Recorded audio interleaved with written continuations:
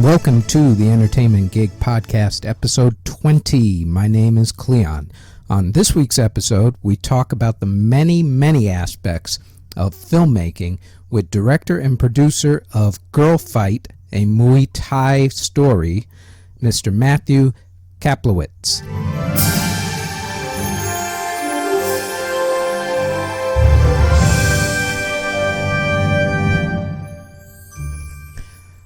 Okay, this week's episode is a classic example of following your passion and seeing it through to the end, no matter what the cost.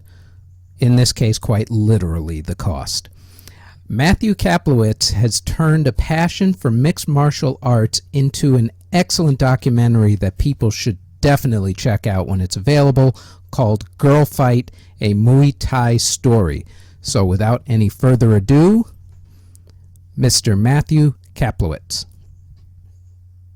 And okay, so thanks a lot for doing this. I appreciate it. Let's get some background real quick here. Where were you born? I was born in Queens, New York, which I have been for pretty much all of my life. Oh, okay. Also known as far too long for anybody to be there in one spot. Native New Yorker, okay. Yep. What high school did you go to? Because you know that's always important in New York. Yep. I went to Benjamin Cardozo High School. Okay. And did you go to college? Yes. I went to the Pratt Institute, but I was part of their program. They have an upstate extension program first, where you go to Utica for 2 years. So it's Pratt at Munson, William Proctor. And then once you graduate from that 2-year program, you can come on down to Brooklyn and go to the main facilities. So I did that for 2 years. So I did the whole 4-year program with them. And my major was in illustration, so not in film entertainment yet at that point. I was mostly still in the art field. And that's what my goal was getting out of school, was to work in illustration and do comics and artwork and that kind of thing. So how did you end up making the switch from that into what you do now? It was a pretty gradual transition, I think. It went from, I guess it almost kind of began in college, in fact. I think that's when I saw my very first mixed martial arts event in 2006, I want to say it was. It was the very first IFL event, International Fight League. It was in the Taj Mahal Casino in Atlantic City. And I basically snuck up to ringside at that event because it was so low security. It was a televised show they were filming. But I had basically snuck my way up to ringside, started taking photos, and I was like, I want to be a part of this. This is awesome. I want to get this close all the time. And so from there, I started working more into the field of mixed martial arts because I've been a fan of that since I was in high school, or actually middle school. I think it was about middle school. That sounds about right. And so, I just started getting more and more into the business side of that sport. So it started off with illustration and doing posters and T-shirts for people at fighters. And then it became me doing photography for websites or magazines, and then writing articles for websites and magazines. And then it branched off into me starting my own website, and that continued to go on and on. And that website, my main focus was creating videos and video content for YouTube and my channels I had. And so that just continued to kind of snowball until I got lucky. I had a friend who was in the industry, and he was working on a show, and he said they're looking for some people to be production assistants. Are you working right now? And I was like, no, I'm not. So he hooked me up with the interview. I passed it, got the job, and then from there, just kind of continued to snowball there. Started as a production assistant, move on to the associate producer here and there, started to get some producer gigs, doing some editing, licensing, all the different things across the board, and that's pretty much the long haul of it. It's been a multi-year process to get to the point of being in TV and film. Excellent. In terms of your YouTube content, you have the YouTube site, The Fight Nerd. Yep. And how many different shows do you have on there now? You mean like videos, or just different types of content? Let me check right now. That's a good question. I haven't even looked in a long time. I've had that channel since, I believe, 2009. So at this point, with different types of videos I've been doing, it looks like I've got definitely over 600. I don't know if it's more than that. I know it's at least over 600 at this point. And that runs the gamut of, like what we're doing right now, kind of like these podcast type interviews. I've also done a lot of face-to-face interviews. I've done product review videos where I'll get a product from a company, and I'll take it to a gym, and I'll film these people actually training with this gear, whatever it might be, whether it's the gloves or focus mitts or anything else. We had all sorts of crazy stuff. Lately, I started doing some more, I guess we can call it BuzzFeed style videos, where I would do kind of photo and video essays as a little experiment, which was fun to do. So all sorts of different things, covering live events, covering press conferences, doing highlight reels of different events, all sorts of different things, really. Where does your love of mixed martial arts come from exactly? I think, it really stems from pro wrestling, I think. This is something I probably haven't really said before, I don't think, but I've always been a pro wrestling fan, and I think that kind of naturally led into mixed martial arts, because the day I really first got into anime was I was looking at the pro wrestling tapes at a video store. If anybody remembers Sam Goody anymore, that's how old I am. I was looking at a Sam Goody, and in their pro wrestling section, they had like the old UFC VHS tapes. And so I think just one day out of the blue, I was at that point I'd done martial arts for a bunch of years as well, and I was looking for something interesting and new. I was starting to watch some Japanese pro wrestling at that point as well, which is very different from American pro wrestling. And so I just saw the very first UFC tape, bought it, and I just got hooked on that. Just that first event, and then so that was about middle school, probably. I'll actually say 7th or 8th grade. Pretty sure it was 7th grade. Could have been earlier for all I know, but I'm pretty sure it was 7th grade. And I just started watching it and just getting more and more interested in it, and I started trying to do some of the moves in my martial arts classes, and it just kind of continued from there. I liked it more and more. I got into the modern stuff, because I had a few years of catching up to do. The first UFC was 1993, and at that point we're at the tail end of the 90s. So I had some catch up to do to get up to modern times, but once I did, seeing how the sport had evolved in such a short time too, it was something I wanted to really be a part of, something I enjoyed watching.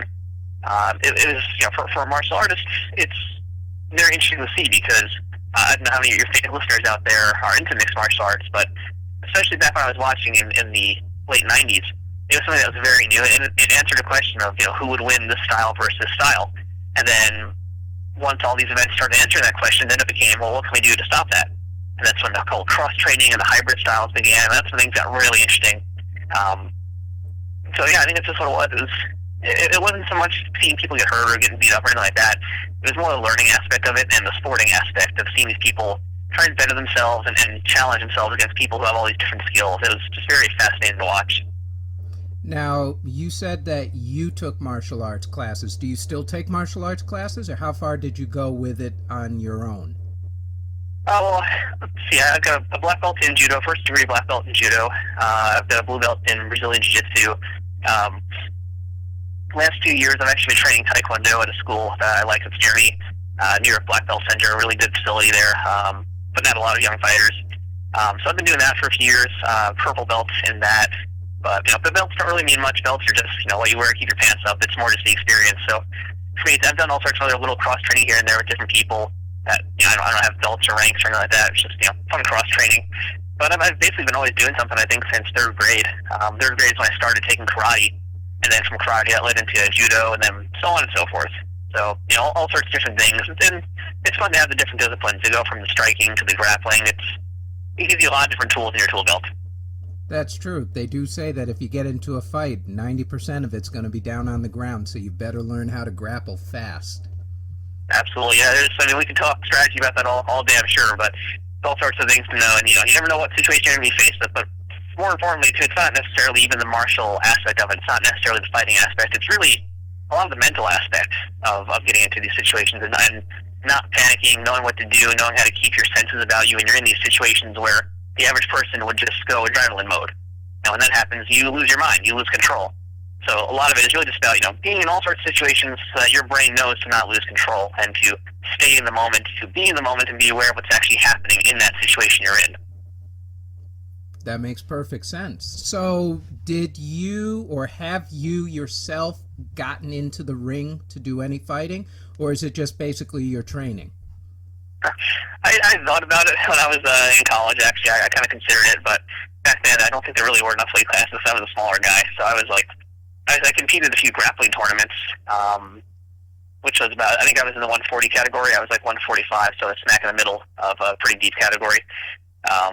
So no, I thought about it, but I didn't really want to commit myself to that kind of schedule. I don't think I had that kind of I guess to actually step into the ring and do the fighting, you have to have a certain kind of mindset to do that, and I did not quite have that. I still don't think I do. I think I enjoy it for different reasons. And the competitive aspect is fun. It's cool to challenge yourself. I like doing it here and there. I like doing it in the gym. I've done a few, I do one Taekwondo tournament now just to do forms and breaking, which is fun to do. But for me, I guess the fighting aspect not as important as everything else that surrounds the martial arts itself. So, interested when I was younger, but not so much now that I'm older and injured and grizzled and haggard. I know the feeling as one who remembers Sam Goody's very well, so I'm about as old as you. So that brings us to Girl Fight. Now, I will let you know that I watched Girl Fight because I watched the screener that you sent and thoroughly loved it. Absolutely loved it. Got into each individual story that was being told. Quality was intense. Great filming. It was camera angles, everything. It was a great documentary. How exactly did you get into... Well, let's start at the beginning. How did you find this one place? Were you friends with somebody who knew them, or did you just pick one and say, I need to go here and tell their story? Well, before we get too deep for the listeners out there, we need to make a pretty clear distinction with the title of the film. So the name of the documentary is Girl Fight, a Muay Thai Story. For those out there who don't know, Muay Thai is a kickboxing style from Thailand. It's very popular in the U.S. and Europe.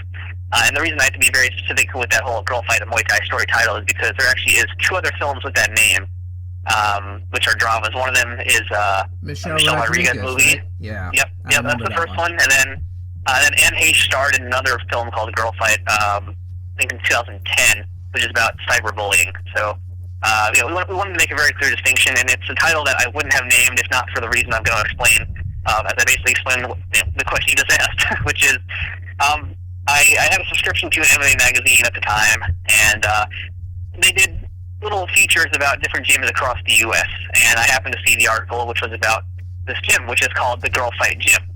And so they're an all-female kickboxing Muay Thai gym. It's out on the Jersey Shore. I don't really know much about them. I just saw the article. I thought that was very interesting that it's an all-female Muay Thai gym. It's something that's really odd to me. And so at the time, I was working for a production company that had essentially just started. It was basically the people who worked at the company I previously worked at left to start a new place. And at the time, they were saying, to all their staff members, we're looking for new show ideas. If you have something, let us know. And so I thought, hey, this would be a great idea for a reality show. It's, it's two things that everybody loves, fighting and the Jersey Shore. So that's an easy sell.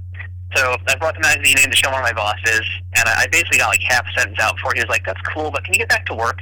And so, so basically at that point I was like, all right, well, if he doesn't want to listen, I got to make him listen. So I'm going to make a sizzle reel. So I basically just called up the place cold. I sent them an email, actually. I sent them an email. They got back to me, and we talked a little bit more about what I was looking to do, and they were down for it. So again, at the time, the idea was this was going to be like some scathing reality show where, the Jersey Shore meets actual fighting, not just crazy stuff happening at the club, but actual fighting inside a ring. So I got there with the intent to film the sizzle reel. I interviewed about a dozen of the ladies that compete there and train there, and I quickly realized this is not Jersey Shore. I mean, granted, the star of the documentary lives within a walking distance of the actual Jersey Shore house that they filmed at. So, it would have been an easy sell for that aspect, but it was really nothing like that. These were very supportive women, understood each other, wanted to help each other. They were there for goals, and all sorts of different goals, whether they wanted to fight or just train for their health, or fitness, for self-defense, or just because they liked doing it. So they were all around there supporting each other, helping each other learn and grow. So it was not at all, I guess, what I expected to be, and I was quite frankly happy about that, because I don't like reality garbage TV. So it worked out pretty well for me in that case, and I kind of figured there as well that this is not a reality show. This is more so a documentary, because I need to tell the story the way it is. I can't throw any fake stuff in there like reality shows. This has got to be what it is. It's going to have an actual meaning to it. So that's basically what it was. It was just a lot of cooperation from Prairie Regillo, who is the owner of the Girl Fight Gym, and giving me access to that. And again, I didn't know these people before. And after that, we become pretty good friends, I think. So that's pretty much the long short of it. And this was actually, the time period of the film was 2013, 2014, correct? Yes, we filmed for 18 months. And have you kept up with them? You said that you're pretty good friends with them. There are mainly 4 women that you focus on. What's happened to them since? All right, this will be tough because I don't want to give away spoilers, but... That's quite all right. Go right ahead. Well, the owner of the gym, Prairie Vigillo, since we filmed, I don't think she had any fights, any amateur fights. Maybe she had like one other amateur fight. I can't quite remember her first act, but she actually is fighting. She's going to be turning pro. So in the movie we filmed her, she was an amateur fighter, which we can talk about the difference if you want to do that. But she turned pro very recently, so she's going to make her debut on September 9 in, I believe it's Trenton, New Jersey, on the Glory 33 undercard. Now, Glory is pretty much the premier kickboxing league in the world. And so I believe they have a deal on ESPN now. So they're pretty big time in the U.S. as well. They're really trying to push a niche for themselves in the United States. And so she's going to be in the undercard of that, having her very first pro fight, which is very exciting for her. This was something she was talking to me about when we were first filming. You know, she had the intent to go in pro even as far back as then, but she wanted some more time to get herself together, deal with school, getting it to where she wanted it to be. So now she's at a point where she's comfortable enough that she can make that transition, and that's a pretty big transition. So I'm happy for her, and I'm hoping we're going to be there. And you know, if anybody, hopefully we'll have a chance to show the movie before then one more time, which I can actually plug that later. But she'll be fighting again, so that's exciting. One of the other ladies we followed was Deanna Mendez, and so I can't talk much about her without spoilers, but she's still doing what she's doing. It's one of those things where you got to see the movie to really understand where they're all at. I believe Hazel, she had a few more fights as well. She actually won a championship, but unfortunately there was some weirdness that happened in the judging scorecard, so she got basically the belt relinquished after like a day because they realized they miscounted the scorecards. It happens in the amateur league sometimes. But she's still fighting, she's still training. And same with Jamie. I believe Jamie had a fight pretty much a few months after we finished filming, in fact. So they're all still at the gym, basically. I mean, they're all still training, rather, I should say. They're all still training, doing their thing, and enjoying what they're doing. Oh, that's excellent. Let's talk for a minute about the difference between amateur and professional, since Prairie is actually now becoming a professional. Tell me the distinction between the two. The biggest distinction is twofold. It's the rules and the money. So the rules between amateurs and pros are pretty different. In New Jersey, there actually are 2 different types of rules you can have as an amateur. There's the type where you can basically have all the protective gear, which means you have all the fights, you're always wearing gloves. But in amateur rules, you can wear headgear and shin pads as well. So there's the amateur type where you can have all that protective gear on, versus the amateur type where you go with essentially pro rules, except I believe there's no elbows to the head. And then so professional rules is basically the only protective gear you have on is your gloves, and you can elbow to the head, you can knee to the head, kick and punch. That's really the biggest difference there. And again, I mentioned money. So in the amateurs, you don't make money when you fight. That's why you're an amateur. You're basically fighting for the experience. You're fighting to get enough experience that you can feel comfortable going to pro. Because once you turn pro, you're now fighting for a purse. You're fighting for a payday. So that's really the biggest difference there. What makes a distinction between an amateur and a pro.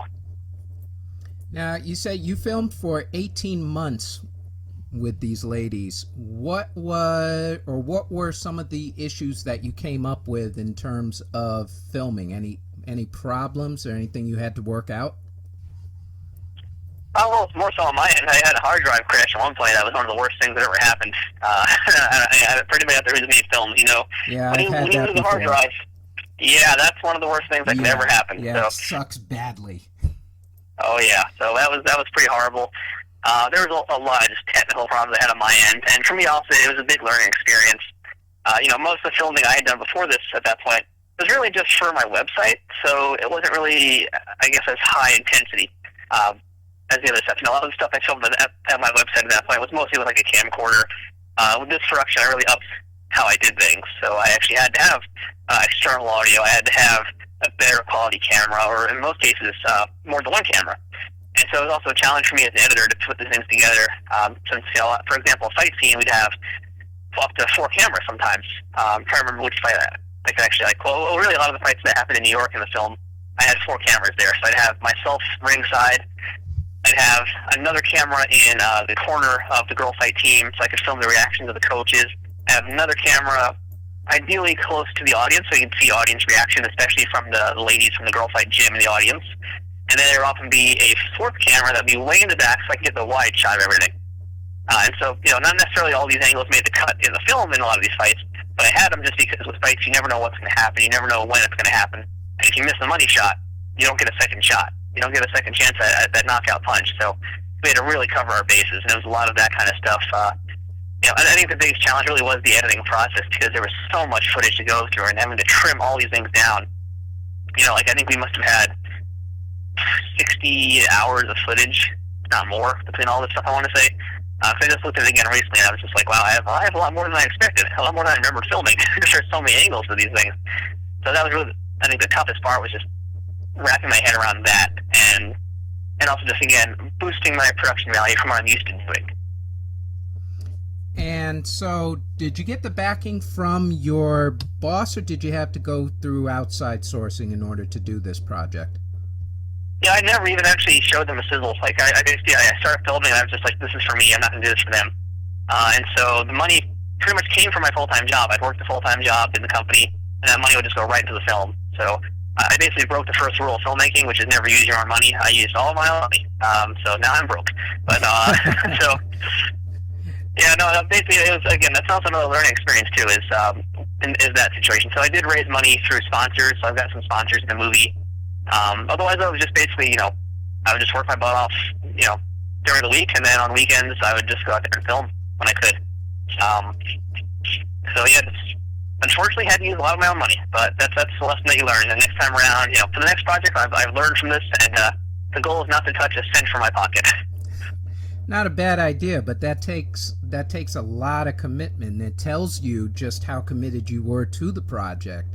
So you should be extremely proud of it, because you did it for the reason that a lot of people in the industry tend to forget. You did it for the love of the genre, the love of the sport, and it was a passion project. So I wouldn't look at it as a bad thing that you spent your money. That just shows your level of commitment, in my opinion.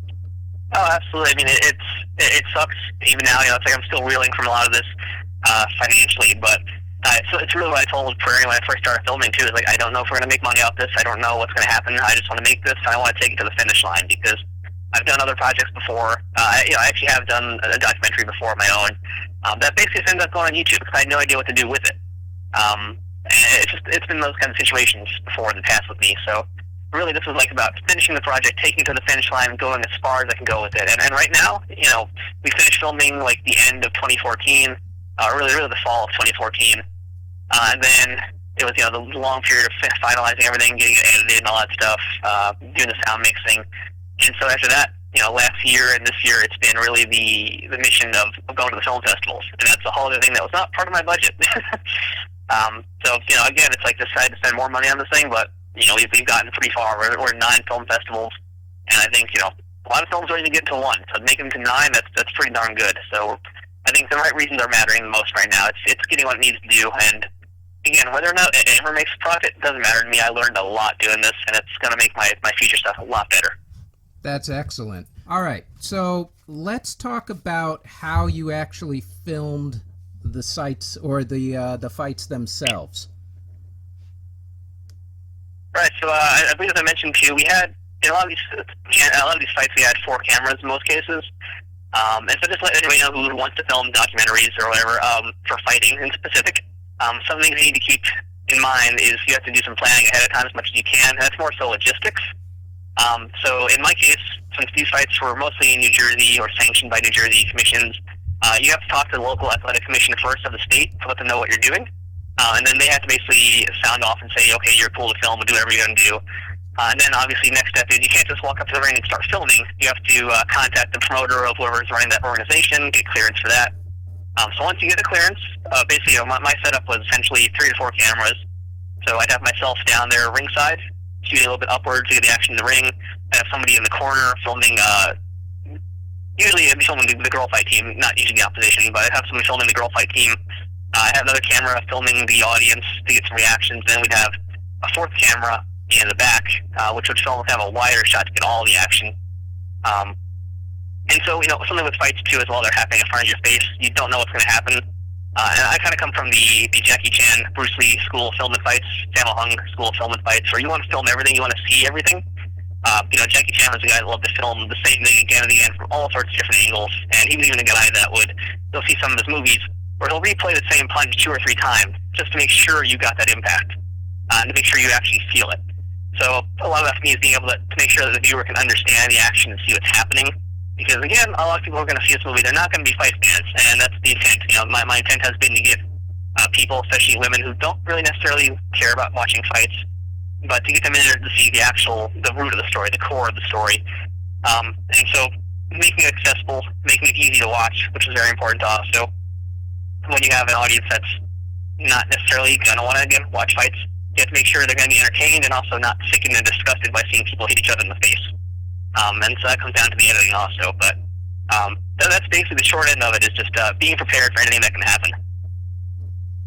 Excellent. And now, in terms of doing the synopsis for your movie, how'd you end up going about all of that? Well, I thought to kind of summarize the movie in a nutshell, which is always the hardest part. I think making those log lines and everything, that's pretty tough. But the film, it essentially is about the girl fight Muay Thai gym in the Jersey Shore.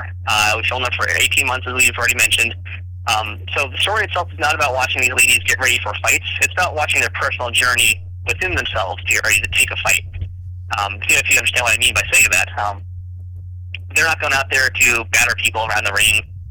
The real story about the film is what these people go through, what the mental process is to get ready for a fight, to take that fight. Now, the main character is Prairie Regillo, and her story is that, as we learn at the start of the film, she'd recently lost her championship belt. She was a champion, and she lost it in a controversial match. And so her goal is now to get that belt back. And she wants to get on that road, that fast track, to get her belt back. So her first match is actually a rematch for her title. And then we have Deanna and Hazel, who are both making their debuts.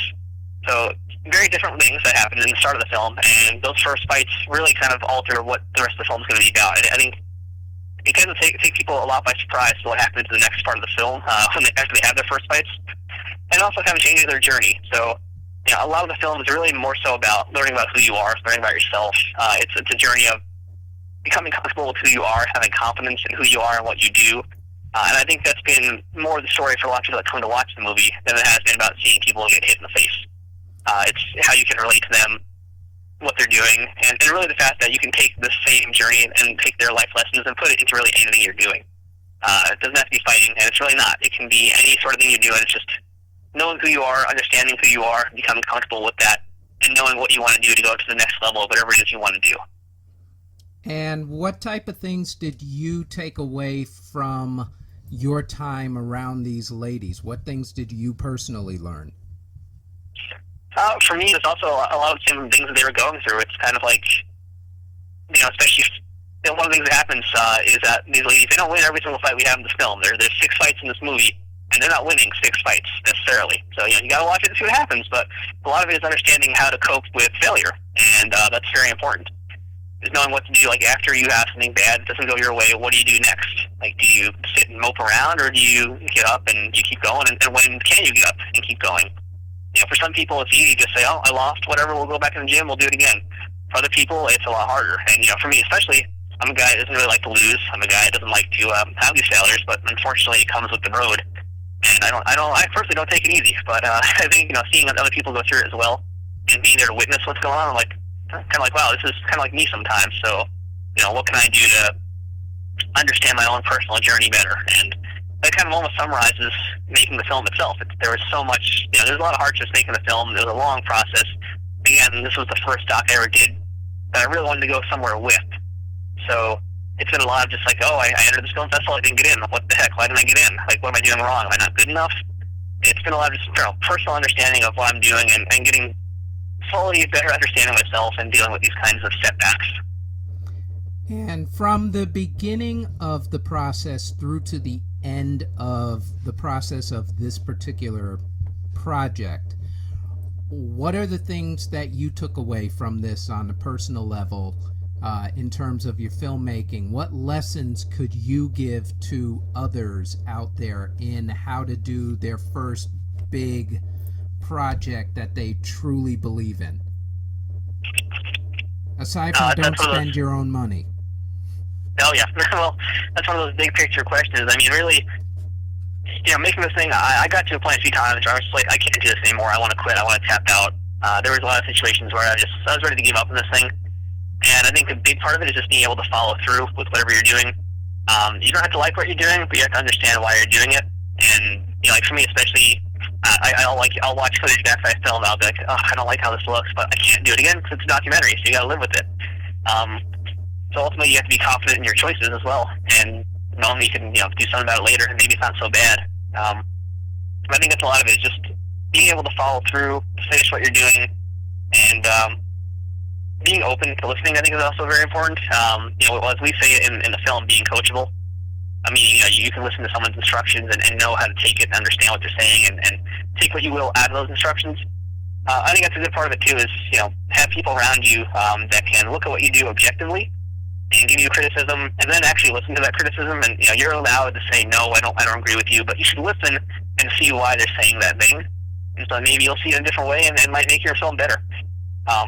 Making a documentary especially can be a very personal process if you are choosing something that's personal to you. Which these films I've been doing have been pretty personal, pretty close to me, and to what I do. So a lot of it is being able to step back objectively, bring someone else in, or just look at it from another person's point of view and say, this is not right, maybe this needs to get changed, make it better or make it different, see how it works. I think it's just about taking risks is very important for a lot of new people, especially. Don't get stuck in one thing, don't get married to an edit. I look back at the very first cuts I had for the film, and like the earliest cut for Girl Fight, I actually had a sequence where I had Prairie's dad in the movie, and it was a nice little section. It's him coming to the fight, watching it, and I cut him into the film as well when he's watching the fight as it's happening. It was cool, but when it came down to it, it didn't go anywhere because her dad never came back for the film, and I missed the hug that they had at the end of the fight. So I didn't really have anything that really supported how impactful that segment should have been. So I sadly had to cut it out. And so it's being willing to take those big risks. As I like to call it, putting on the big boy pants. You got to make the big boy decisions, and so don't be afraid to make those decisions and call people in to help you out with those. So I think that's probably the most important thing I got out of this, was just being able to start making those decisions. And once you do, it really helps you out on a big level in terms of editing and filmmaking, seeing past the fluff and getting to the essence of what you're trying to hit.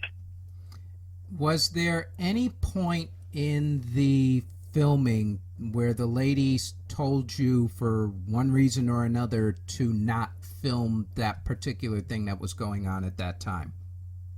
I don't think we had any situations like that. I mean, we had some times where we just weren't able to come to film things, or but nothing really like they were saying, this is too personal, don't come, don't talk to us. A big part of it is when you first start the whole process of filming this kind of project is earning a trust between who you're filming, and that's hard to get. And trust is very hard to earn, and if you screw it up, it's hard to get it back. It's even harder to earn it back. So it's kind of just a bit of a process of getting to know the other person, and it's like you want to keep your distance, but you need to get in there, kind of thing. So there really wasn't any situations like that per se, but I can say one of the original ideas of the film was actually not going to be just following these particular people around. It was going to be more about several different women, or not several different women, but more so a lot more women in the gym, and one of them was actually an Orthodox Jewish woman. And so that was a very interesting story because she basically, leaves her community to come train, and she has to wear a different kind of clothing when she trains because she can't wear shorts and tank tops. She has to dress differently. She has to pull down all the blinds in the gym so that no men can see her training. No men are allowed in the gym when she's training. And so we were trying to basically be allowed to film her, because that's pretty interesting, is an Orthodox Jewish woman learning Muay Thai. It's very outside of that community. So that's something we were trying to film, and she was trying to get permission from her community leaders, but it didn't happen, unfortunately. So that's probably the only case of when it didn't happen, it didn't work out. But again, it didn't matter because that really wasn't the core of the story. That was kind of much earlier on. I didn't have really an idea of what I was doing.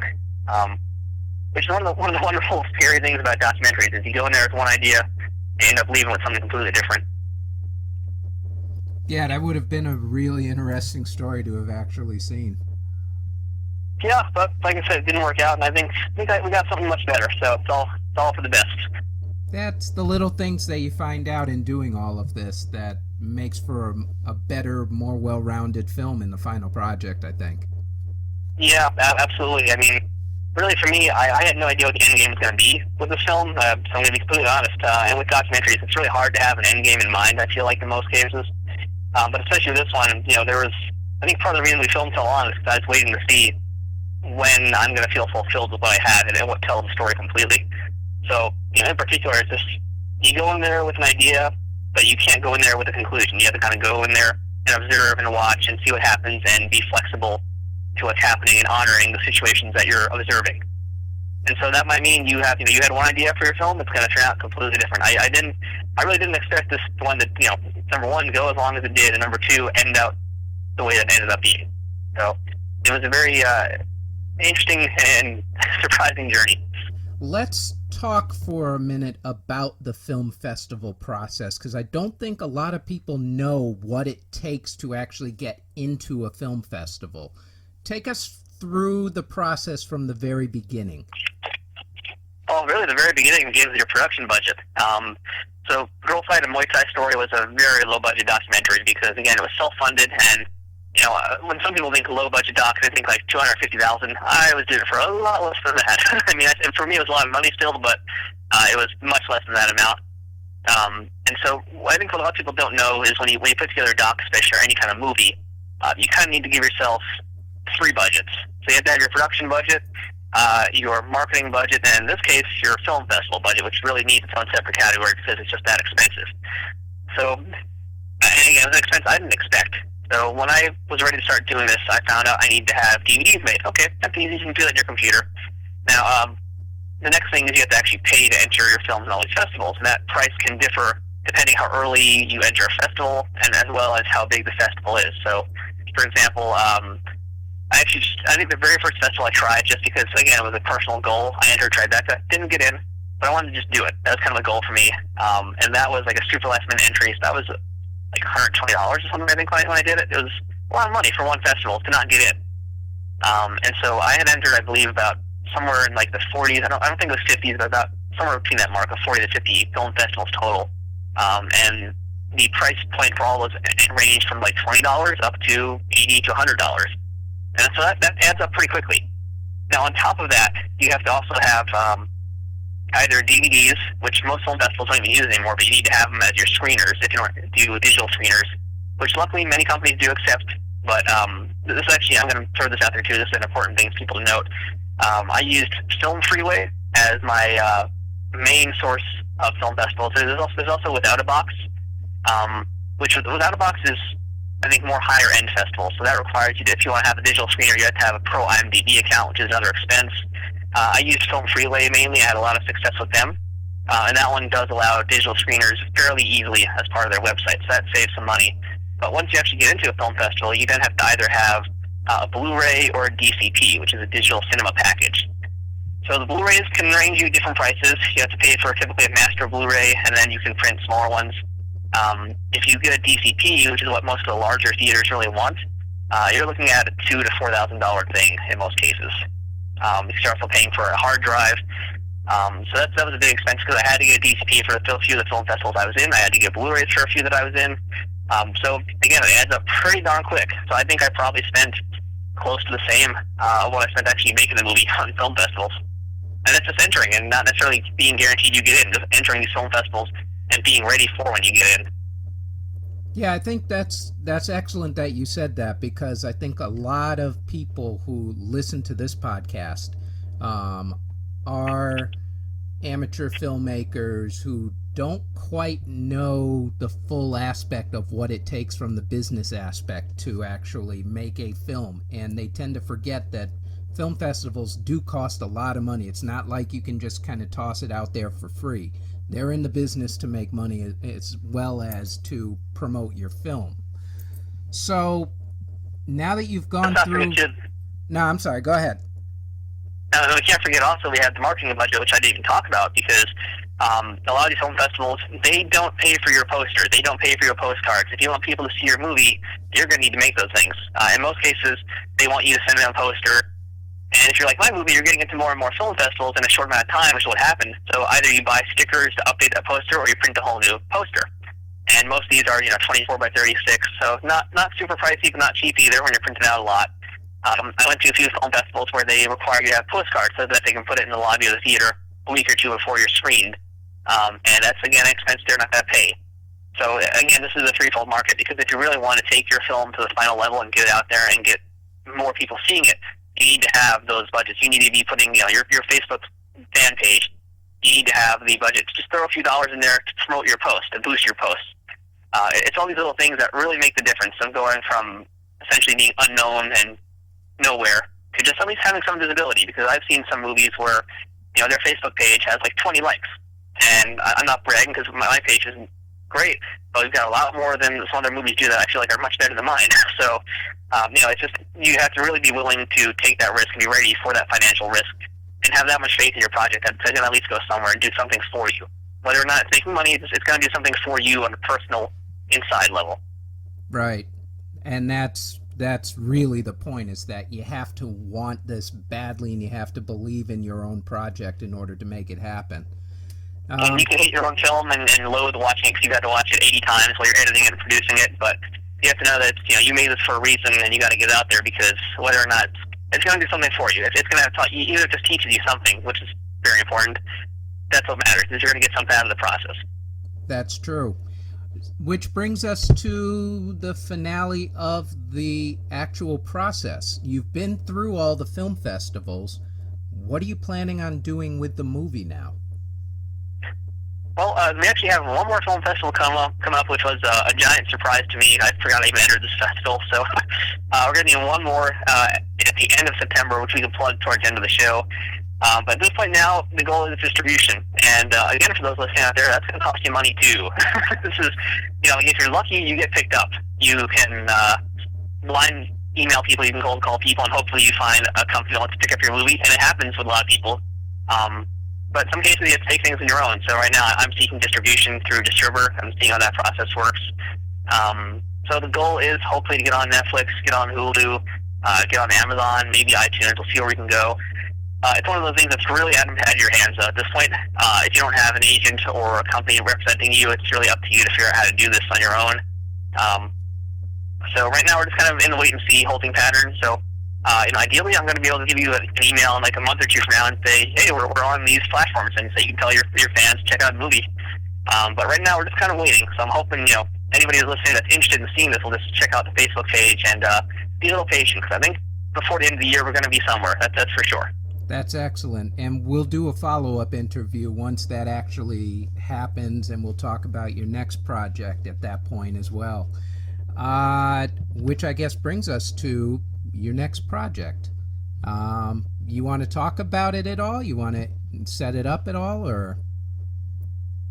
Yeah, we can do that, I believe. It's still, I want to say it's still early on, but it's not even early on. I mean, I think it's actually a year I've been filming this one now. So, what I've been doing since then, is aside from other shows, TV shows I've worked on, and some other film stuff I've worked on here and there for other people, I started working on a new project for myself, which is about my uncle.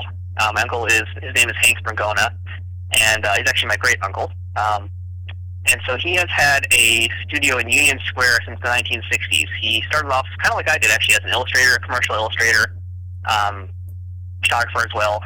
And he started eventually getting into fine art. He wasn't really too happy with the whole commercial process. It didn't really sync up with him mentally. And so he began producing his own fine art. And he's pretty much had the same spot in Union Square since the 1960s. And he's going to be turning 87 in October. And still goes to that studio from commuting, it's a long commute for him now at 87 to do the kind of commute he has to do. He commutes 5 to 6 days a week to come in to create artwork. And so that's kind of the story right now, is documenting what he does, because how many people at that age are going to be able to do what he's doing and have that kind of drive to want to go get up out of bed, take this long 90-minute commute, walk up all these steps when you've got hip replacement and all sorts of weird knee things happening. What drives him to continue to want to create these things? And so that's kind of the story I've been filming for the last year. So it's been, documenting him drawing, painting, creating the artwork, talking to people that are around him. My uncle has stuff in the Smithsonian. He has stuff in the permanent collection of the Met, I've been told. He's at all sorts of galleries. And at 87, he's telling me, I'm finally understanding what I want to do now. And so it's actually pretty exciting to just be part of this journey now. and also getting closer to my uncle as well and understanding more about him, because apparently we're pretty darn alike. We're curmudgeonly creators, so it's pretty interesting to kind of see this parallel between us. But I think more so it's just, this is a guy that really doesn't do it for the money. He basically makes enough money just to keep the studio up. That's all that matters to him. He's told me that studio is his life, and if he was unable to go to that studio, he would just be a shell of a person. He would die on the inside. So it's kind of like this art, this creativity is what keeps him alive, and it's what keeps him pushing every day at almost 87 years old to go out there and still create things. So I think there's a lot to the story, as I'm still figuring it out.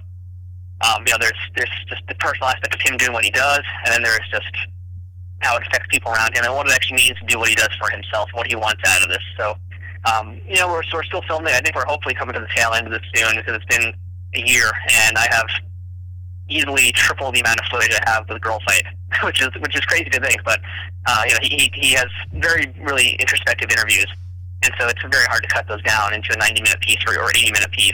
So we're going to see. It's going to be like the Hank we're going to Epic by the time it's actually done. It's going to be so long, but I think we're near the finish line in terms of filming that. Got a few more things to pick up, and then we'll see where it goes. Because, like I said, I think editing this is going to be a different challenge from Girl Fight. It's still a very, very big one, since I don't have to worry about having 4 cameras. This has actually been shot almost entirely with 1 camera. And that's kind of the big difference in this one. As you saw, Cleon, is with Girl Fight, it's very much about constant action, movement in the framing. But with this film with my uncle, it's very much about being in the moment and having stillness in that moment. So it's been, literally, it's been 1 camera the entire time, done everything with him. So it's very, very personal, much more intimate than Girl Fight in a lot of ways. Different voice, if you will. And so therefore, different camera work to film that voice. And that's pretty much the project right now. I mean, I can't really talk too much about it because I'm still putting it together in my head. I've got a lot to work with. I know where it's going now. And we're almost at that finish line, so I'm hoping we're going to get it soon. But with documentaries, you never really push it. You just got to be there and wait. And so I think it's where we're at right now, and I'm hoping that by some point 2017 we'll have it wrapped up, and then we'll start basically the whole film festival process over again. We're going to do it one more time. That's excellent. First off, kudos for your uncle actually living to the age of 87. That's pretty impressive by any stretch of the imagination. Second off, kudos to your uncle for still being able to afford a studio place in Union Square at today's prices, which is, ridiculously expensive in that area. Oh yeah, that's very much a sub-story in a lot of ways. This is a man that's lived very frugally, because all he cares about is making artwork and thinking. Like, those are really the 2 things that he loves to do, is think and make artwork. So, like, for him, all that matters is he has enough money to pay the studio. He tells me his house is just where he goes to sleep. Then he comes out and he goes to work. So that's what it is for him. And so that actually is a little bit of the sub-story is, in this day and age, we have so many people that are so connected on their iPhones all the time, on their smartphones. They're always looking down their phones.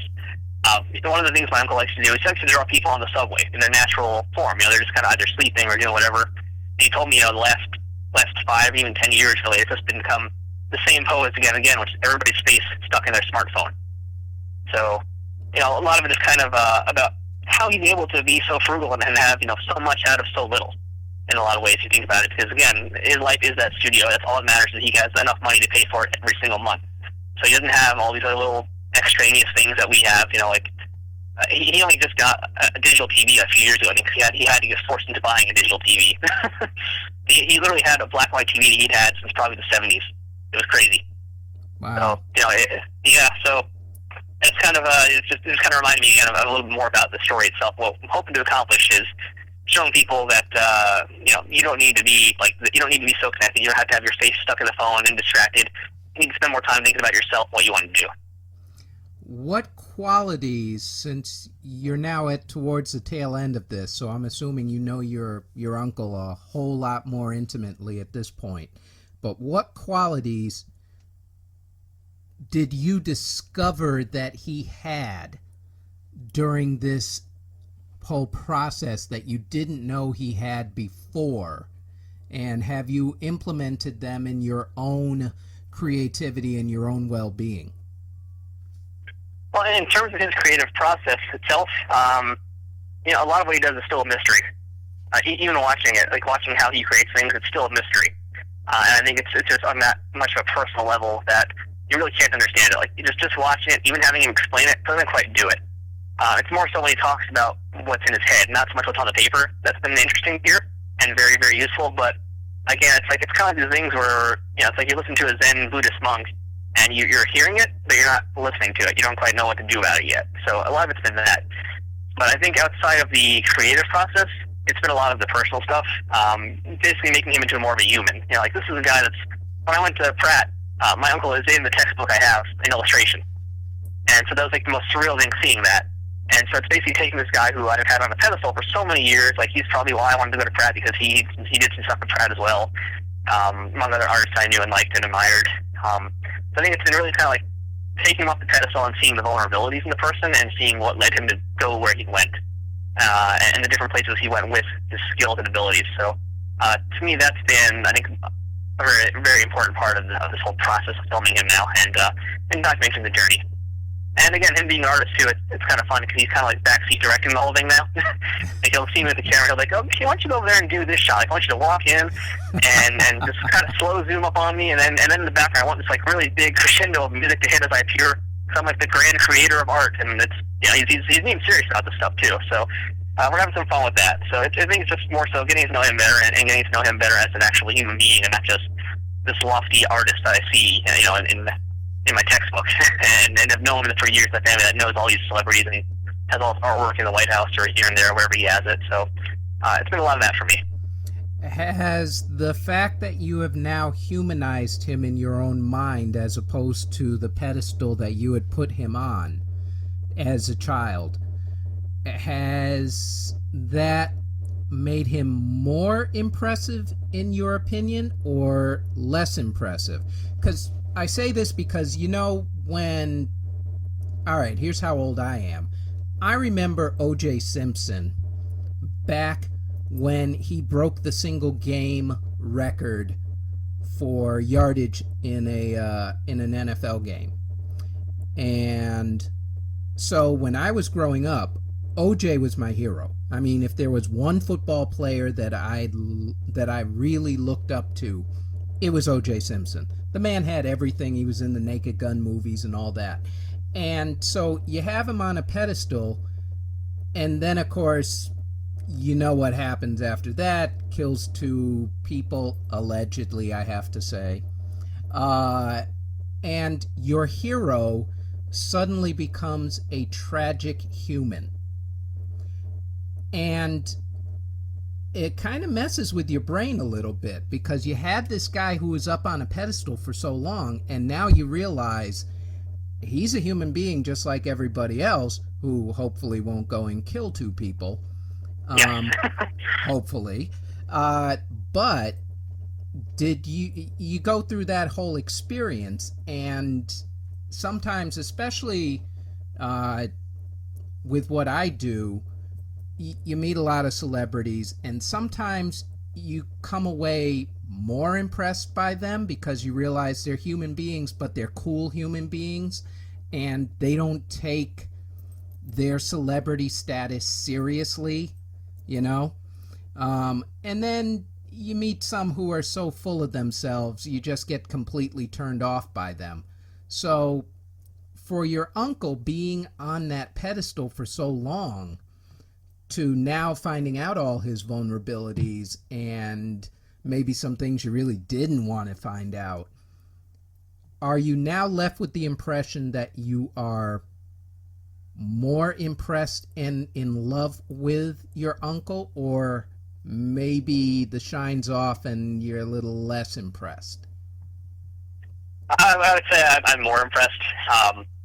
Seeing he's an actual human is very important, and it almost kind of, going back to Girl Fight and Muay Thai Story, it almost kind of continues this trend I have a little bit, which I'm not even aware I'm doing until I really kind of put it together, but this kind of humanist trend where the goal is really, with Girl Fight and Muay Thai Story, it wasn't about making a fight movie, it was about making a movie about women and what they do and what they're doing, and a deeper story, who just happened to also fight.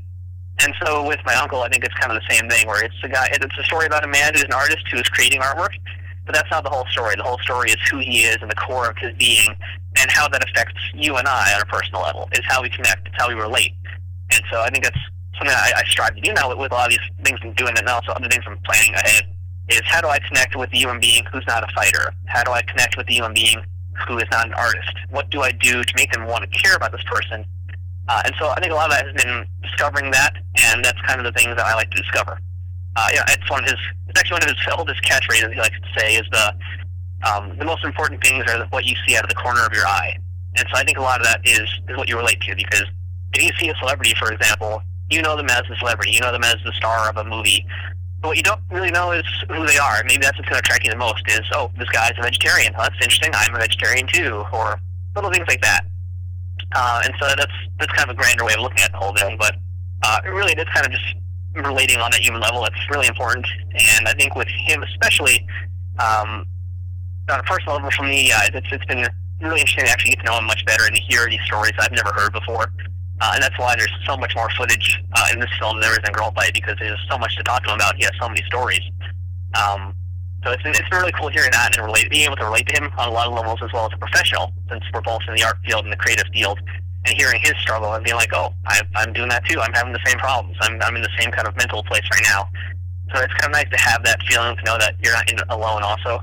Which, again, I think is also kind of part of the Girl Fight story as well, is, we're not in this alone. There's always some kind of relatable story that everybody has, even if they're from the other part of the world or they're doing something completely different that you're not doing. There's always something that ties us together as human beings. And not to sound like pretentious or pompous or anything like that, but that's kind of the core of what a lot of the stuff I do is these days. And that's excellent. It's a great learning experience as well. So kudos to you. All right. This is the part where you get to, for as long as you want, talk about any project, promote anything, basically do your elevator pitch. So the floor is yours. Go right ahead. All right. Well, as I alluded to a little bit earlier when we started the show, I mentioned there's 9 film festivals. We have one more coming up. So for anybody out there that wants to see Girl Fight and Muay Thai Story before we actually get distribution, which again, we're crossing fingers, hoping it happens before the end of the year. Pretty sure it will. But if you actually want to come out and see it, and you're in the New York, New Jersey area, as of now, we have one more film festival, and that is the Golden Door International Film Festival. And so we don't know the date or the time yet, but if you follow us on our Facebook page, you'll have that information. I'll plug that in a second. But the Golden Door International Film Festival, it's going to be in Jersey City from September 22nd to September 25th.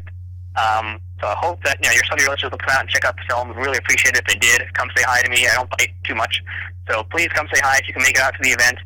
And if you want to get information on that film festival, as well as any other future screenings we're going to have or other film festivals, as well as maybe keep up to tabs on my future projects, please head to thegirlfightstory.com, www.thegirlfightstory.com. And that's got all of our information about the film. And more importantly, that can also link you to our Facebook and Twitter page. And the Facebook page is really the place to be. I don't use Twitter as much as I should be. I'm going to fix that. But, please, if you can, follow the Facebook page. And all you have to do for that is just look up Girl Fight and Muay Thai Story. And you'll find our movie pretty quickly. So please follow that. You'll get all the information on future screenings as well as other ways to see this movie. And also, please follow the actual Girl Fight gym. So, look them up on Facebook as well. I believe they're Girl Fight MMA or Girl Fight Self-Defense now. We're going to link them on the Facebook page for the movie regardless, and we have it here and there. But please follow them as well, because without them, we couldn't have made this movie, obviously. And without them, without them being vulnerable enough to give us access to their stories and to who they are, this film would have gone nowhere. So please follow the gym, help support them, and help support a very important thing, which is women doing martial arts and being comfortable with themselves and who they are. So support that and help us make this movie go further and help that gym get even further as well. That's excellent. Now, seeing as how you are a big MMA person, and as you and I talk, there is an event tonight, as I recall. So, who do you have for UFC for tonight's event? Man, you're going to make me do predictions. I should have expected this. I always hate doing predictions because for me it's never been about who wins or loses. I just like watching a good fight.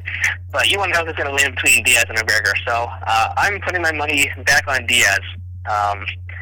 He pretty much just did what he wanted to McGregor in the last fight. I don't know if that's going to change too much. And on a personal level, I've kind of bought into the McGregor hype. This guy's been talking smack about so much stuff.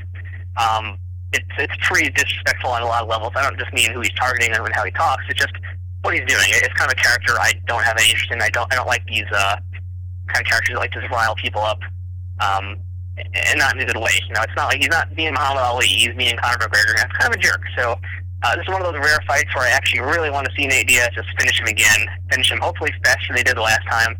I'm putting my money on Diaz, but it's so tough to say because McGregor is a very good fighter. In spite of all the antics he does, McGregor is a good fighter. So I think the key here is whether or not he has learned any jiu-jitsu since that first fight. So, like I said, my money is going to be on Diaz this time. I wouldn't be shocked if McGregor pulled out a win, but I'm going to go with Diaz. That's a good prediction. I like that. I'm actually going with Diaz myself. So, and for the same exact reason, because I just want somebody to shut McGregor up. Just please shut him up. We all do, and I think that's part of why this fight is going to. Well, we'll see how well this fight actually sells. But I think that's why a lot of people want to watch it. Is they want to see either Diaz get shut down or they want to see McGregor get shut up. So it's going to be one or the other. It's going to be a good fight regardless, and it's going to be a pretty good show overall too. I mean, the main event is cool, but there's a lot of other good stuff on the undercard that's worth watching. I mean, you got Rick Story, Donald Cerrone. That's pretty great right there. Glover Teixeira, Anthony Johnson, also pretty great. So there's a lot of good fights in this card. It's worth checking out. So go to your local bar, watch it, enjoy it. Yeah, it looks like a great undercard. I'm really exciting. I'm really excited for it in the next few hours, actually. Yep, it's gonna start pretty soon. Yep. It's about 1 o'clock now. Yeah, in about 5 hours or so. Thanks very much, Matthew. I fully appreciate this. This is a great interview. No, thank you, Clan. I appreciate you having me on the show, and hopefully we'll do it again for future projects. Oh, we most definitely will, my friend. We most definitely will.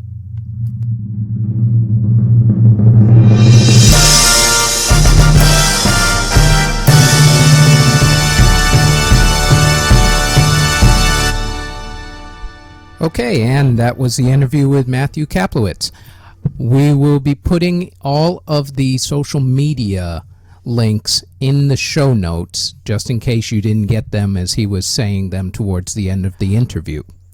That is it for this week's episode. Our website is theentertainmentgig.com. Our Facebook page is at The Entertainment Gig.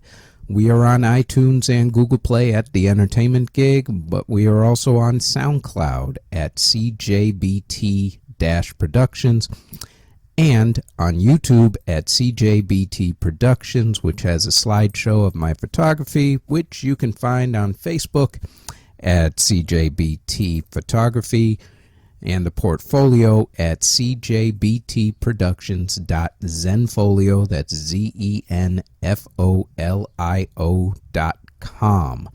And that is it. We will talk with you next week. Take care.